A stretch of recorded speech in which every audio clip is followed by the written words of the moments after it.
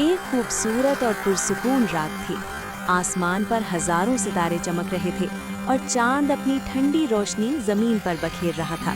इन्हीं सितारों के दरमियान एक नन्हा सा सितारा रहता था जिसका नाम लूमो था।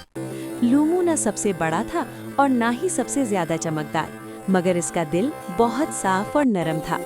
वो हर रात जमीन को देखता और बच्चों को खेलते, लोगों को हंसते और परिंदों को सोते देखकर सोचता कि काश वो भी किसी की मदद कर सके। एक रात उसने एक नन्हे परिंदे को दरख्त की टहनी पर बैठा रोते देखा, जो अंधेरे से डरा हुआ था और अपना घोंसला भूल गया था।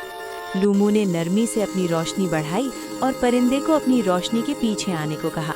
परिंदा रोशनी के पीछे उड़ा और थोड़ी देर में महफूज अपने घोंसले तक पहुंच गया। अगली रात बारिश और बादलों के दरमियान एक नन्हा बच्चा अपने कमरे में डरा हुआ लेटा था। लूमो ने अपनी रोशनी उसकी खिड़की तक पहुंचाई तो कमरा सुनहरी रोशनी से भर गया और बच्चा मुस्कुरा उठा। फिर एक और रात लूमो ने जमीन पर एक सूखा हुआ बाग देखा जहां पौधे और फूल मुरझाए हुए थे। लूमो ने चांदनी इकट्ठी की और बादलों को बुलाया, जिससे हल्की हल्की बारिश हुई और बाग फिर से हरा भरा हो गया। मगर सबकी मदद करते करते लूमो की रोशनी मध्यम होने लगी और कुछ बड़े सितारे उसका मजाक उड़ाने लगे। लेकिन लूमो ने कहा कि उसे दूसरों की मदद करके खुशी मिलती है।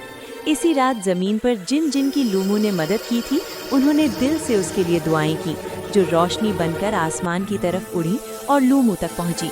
अचानक आसमान सुनहरी रोशनी से भर गया और लूमो पहले से कहीं ज्यादा चमकने लगा। चांद ने मुस्कुराकर कहा कि जो दूसरों के लिए रोशनी बनता है वो खुद सबसे ज्यादा चमकता है। और इस तरह लूमो सबके लिए नेकी और मोहब्बत की रोशन मिसाल बन गया।